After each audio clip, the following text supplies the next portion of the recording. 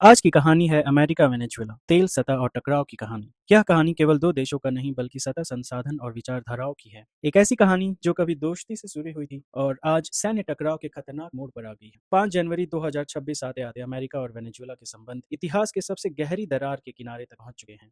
जब दोनों देश पेट्रोल पार्टनर थे, 20वीं सदी की शुरुआत में वेनेजुएला लैटिन अमेरिका में यूएसए का सबसे भरोसेमंद साथी था। 1920 के दशक में अमेरिकी कंपनियों ने वेनेजुएला की धरती पर तेल निकालने के लिए कुएं खोदे, रिफाइनरियां बनाई, पाइपलाइन बिछाई। बदले में अमेरिका को सस्ता कच्चा तेल मिला और वेनेजुएला को धन। दोनों देशों का रिश्ता तेल से बंधा था, एक अदृश्य लेकिन मजबूत बंधन।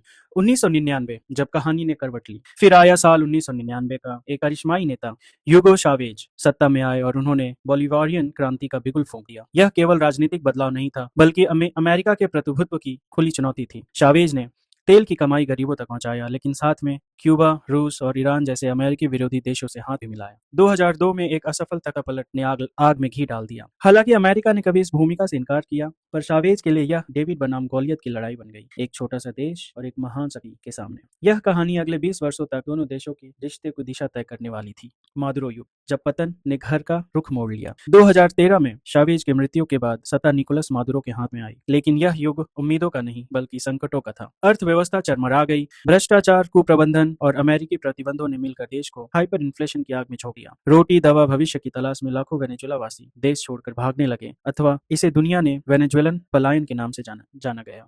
2020 में अमेरिका ने मादुरो पर सबसे गंभीर आरोप लगाए, उन्हें नार्को स्टेट का मुखिया बताया, जिस पर आरोप था कि वह सेना की मदद से कोकेन अमेरिका भेजने वाले गिरोह का संचालन कर रहे हैं। 2024 के चुनाव ने हालात और बिगाड़ दिए। मादुरो ने जीत का दावा किया, पर अमेरिका ने और अमेरिकी सहयोगियों ने इस चुनाव में धोखाधड़ी होने का और सरकार को वैध न मानने का दावा किया। जब शीत युद्ध टूट गया, जो संघर्ष वर्षों से ठंडा रहा था, वह 3 जनवरी 2026 की सुबह अचानक गर्म हो गई। अमेरिकी राष्ट्रपति डोनाल्ड ट्रंप के आदेश पर डेल्टा फोर्स ने कराकस में धावा बोल दिया। 150 से अधिक विमानों के साथ हुए इस ऑपरेशन में मादुरो और उनकी पत्नी सिलिया फ्लोर्स को उनके आवास से पकड़ लिया गया अथवा देश से बाहर ले जाया गया। कुछ ही घंटे बाद तस्वीर सामने आई, यूएसएस आईडब्ल्यूओ जिमा के डेक पर खड़ी मादुरो, उनकी आंखों पर बंधी पट्टी, ग्रे नाइकी स्वेट सूट में। यह तस्वीर पूरी दुनिया में वायरल हो गई और इतिहास का हिस्सा बन गई। न्यूयॉर्क की अदालत और कराकस की खाली कुर्सी। 5 जनवरी को मादुरो न्यूयॉर्क में हैं, जहां उन्हें मैनहट्टन की फेडरल कोर्ट में नार्को, आतंकवाद, ड्रग तस्करी और हथियार के अपराधों का सामना करना है।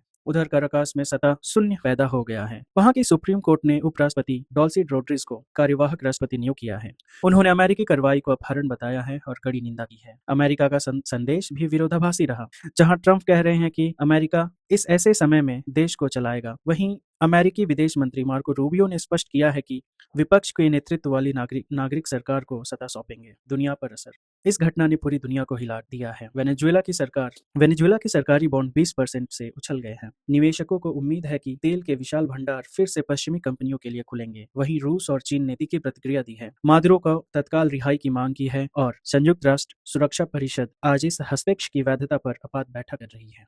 क्या होगा अगर वेनेजुएला की सत्ता परिवर्तन के बाद अमेरिका का प्रभाव बढ़ता है? साथ ही हम बात करेंगे कि डोनाल्ड ट्रंप की उस चर्चित योजना की, जिसमें वे दुनिया के सबसे बड़े द्वीप ग्रीनलैंड को अमेरिका का हिस्सा बनाना चाहते हैं। यह केवल संसाधनों की होड़ है या फिर रूस और चीन को मात देने की एक बड़ी रणनीतिक चाल? तेल के विशाल भंडार से लेकर आर्कटिक के दुर्लभ खनिजों तक अमेरिका के इन कदमों की पूरी दुनिया की अर्थव्यवस्था और शांति पर क्या असर पड़ेगा? इन सभी सवाल के जवाब, उनके पीछे छिपे कारणों को जानने के लिए देखते रहिए द बियॉन्ड टॉक्स और आप अपनी राय कमेंट कर सकते हैं।